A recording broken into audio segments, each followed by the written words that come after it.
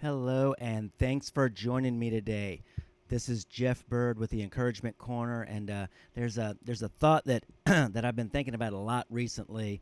That just recently came to me, and I just had to share it with you. It's like really the most beautiful thing I've ever thought of, and that is the fact of how we ravish God's heart. And it's occurred to me that this whole life, this whole experience, all of the Bible, it's actually a love story. It's not everything else we think it is. And for a lot of us, I know it's been true of me, and maybe some of y'all have felt this way too. It's like, it's kind of we like always feel like God is like really fault finding, really critical of us, really trying to find fault with us and find things that are wrong. It's kind of like C.S. Lewis said in his book, The Pilgrim's Regress. He said that his impression of God that he got from the clergy when he was a young kid was that it's so wonderful and good and kind and loving for God to let us be here at all, but he would certainly torture us to death the moment he had the slightest pretext. Well, and I think a lot of us feel that way, and I've got friends and neighbors that I know have gotten that impression from people, and I've gotten that impression. It's like there's just never enough to do, and if you try to do good, there's not enough good you can do. I mean, my goodness, it's like there's almost 8 billion people in the world, and everybody needs something. I was going through a list of people, just friends and family and work people and I was praying for them this morning, and it occurred to me, it's like, wow, everybody I know needs something. Everybody's needing a miracle. Everybody needs something, and so we're all that way. And it's like, wow, how do I know when I've ever done enough for God to really be happy with me? Is he just like always like annoyed and frustrated and disappointed and irritated and always pointing out my flaws and my weaknesses and my failures? And boy, I carried that for a long time, a lot of years, and it's awful. It is absolutely awful. But thankfully, that is not the truth. That's my judge, and your judge just always pointing the finger at me, trying to point out what's wrong, and what God says is very, very different. And I just recently came across this translation of Song of Solomon. This is from the Passion Translation, and I was listening to the author of the Passion Translation, Brian Simmons, teach on this. And this one verse I just want to share with you. It's from Song of Solomon, chapter 4, verse, and it's actually not the Song of Solomon. It's the Song of Songs. Is probably the better word. Solomon wrote it, but it's not that it's the best song Solomon wrote. It's the best song that could ever be written. This is the most beautiful love story that could ever be written. This is the Song of Songs. And chapter 4, verse 9 says this. And this is the groom talking to the bride, and all of humanity is basically considered to be the bride of God. God's the reason they call him Father. He gives us, he impregnates us with his thoughts, with his spirit, with his ideas, and then we're meant to bring forth, to bear all of this good fruit. He calls it just to bring to birth. To birth, as it were, into the world all these things. So symbolically, he considers us the bride. So the bride of Christ. But this is what he says to his bride, to us. For you reach into my heart. With one flash of your eyes, I am undone by your love. My beloved, my equal, my bride.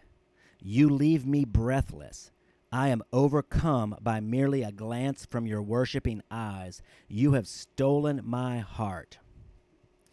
So what all of the dark forces and powers in the universe could not do, they can't overcome God. We do, because he loves us that much. So when we're looking at him, and we've let a lot of darkness in. There's a lot of darkness in our world today. It doesn't take long to figure that out. And we've let it into us too. I've let it into me. I believe the lies. I've lived out of the lies. I've lived out of perceived wounds, and then just really not been good at all. But God says, hey, I've taken all of that. I've taken all that darkness, and I've placed it on my son on the cross. I nailed it to a cross. I put it in a grave, and it's gone. It is gone. I am not thinking of you in those terms anymore. I already dealt with that for all time, past, present, and future. Everything you did, everything that's not right about you now, everything that every mistake you'll make in the future or failure you'll have, I've already dealt with it all. It's gone. That's not how I'm looking at you. I'm looking at you as the one who captivates my heart. I am so in love with you. I just like a good parent with a child. If the child makes a mistake or fails or something, they don't throw the child away. Don't throw out the baby with the bathwater. You ever heard that saying? So God's saying the same thing. He's like, I am absolutely crazy in love with you. Turn away your gaze from me. When you look at me and realize my love for you, and you're just in amazement and adoration and worship of me, of loving you that much, he said, when you look at me and you're that loving towards me, realizing how loving I've been towards you, he's like, it's more than I can take. It's more than I can take. It touches my heart. So God's like the multi-trillionaire of the universe, but the one thing that he's looking for is a genuine love relationship with you and me. That's what he wants. It wouldn't do any good to have all the money in the world and not have love, right? You just be sitting around with, like Ebenezer Scrooge or something, with all of your piles of money and not a friend in the world. That's not what God wants. He wants us. He wants us to know his love for us and to love him back. And when we do love him back, he's like, I can't take it. I can't take it. I'm overcome. The one that can't be overcome has been overcome by us. And no wonder Paul says in the New Testament, he says, you're more than an overcomer. Well, what does that even mean? How can you be more than an overcomer? I mean, if you win the war, you win. How can you be more than that? But with God, he's the overcomer of everything. And yet, our love for him overcomes him. He just can't be any more in love with us, and it's amazing. I think I'll be all eternity unpacking this, and you too probably. But we overcome him. He is that in love with us. He is that fascinated by us, that enamored with us, that and all he wants to do is just pour out that love and everything that he is to us. But first of all, the very first, and there are wonders of the universe, of creation, there's the sacred geometry and the Fibonacci sequence and all of the workings of our own body and our brain, and that we're just trying to find out in neuroscience. There's all of these mysteries and all of these things that he's got, that he understands.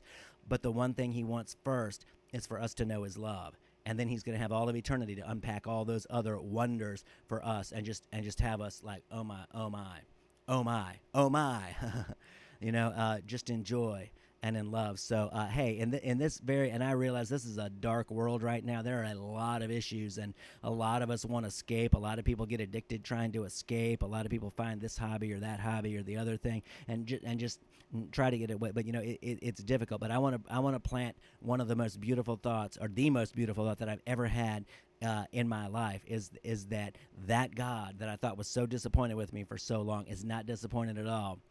He's taken away everything that could ever be wrong, and he is absolutely just like, oh my gosh, I just want you to know my heart for you. I just want you to know my love. And when you do, it just conquers me. It just ravishes my heart. It conquers me because I'm that in love with you, and I just can't wait. I just can't wait forever, for the rest of forever, because it's going to be good. So, hey, I hope that this encourages you. I encourage you to get a copy of the Passion Translation for Song of Songs, and just read through that, or listen to Brian talk. It's a much longer presentation that he gives, but boy, it is beautiful. It is beautiful as he unpacks this. It's just amazing. So I hope that you're just as amazed as I am, and that this will be a thought that stays with you today, that it's just not in one ear and out the other, that this thought just goes in through one ear, lodges in your heart, and just stays there and doesn't leave out the other ear. So let this, and Father, I pray in Jesus' name that you would just cause this to lodge in our hearts, and for other people, when we look at each other, to realize, hey, that's the person who ravishes God's heart, who God is madly in love with, just incredibly in love, would give everything, would die for them.